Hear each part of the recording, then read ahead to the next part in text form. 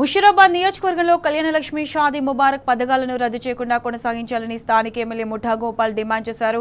కాంగ్రెస్ ప్రభుత్వం ఎన్నికల సమయంలో ఇచ్చిన హామీ మేరకు ఆడపిల్లల వివాహానికి తులం బంగారం ఇవ్వాలని బీఆర్ఎస్ నాయకులు ముషీరాబాద్ చౌరస్తాలో ఆందోళన నిర్వహించారు.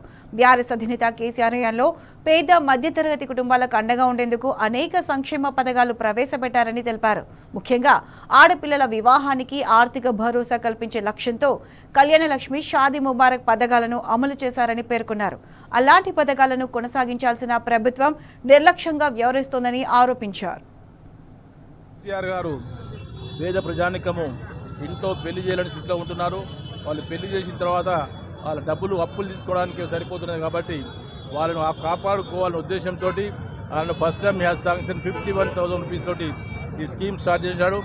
ఈ స్కీమ్ స్టార్ట్ చేసిన తర్వాత దాన్ని 51,000 రూపాయలకు ఉన్న స్కీమ్ తర్వాత 75,000 పెంచారు.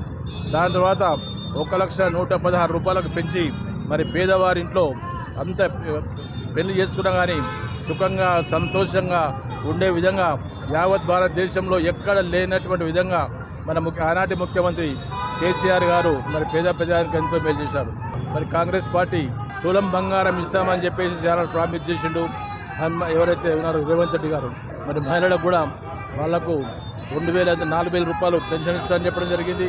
మరి ముస్లిమ్స్ మైనార్టీస్కు మరి షాదీ ముబారక్ ద్వారా కూడా అందరికీ సపోర్ట్ చేస్తామని చెప్పడం జరిగింది. ఈనాడు మరి ఏదో కోర్టు కేసులో జడ్జిమెంట్ వచ్చిందని చెప్పేసి కళ్యాణలక్ష్మి షాదీ ముబారక్ తులం బంగారం ఇలాంటి స్కీమ్స్ అన్నీ క్లోజ్ చేసే ఏర్పాట్లు చేస్తున్న సంగతి తెలియపరుస్తున్నాను.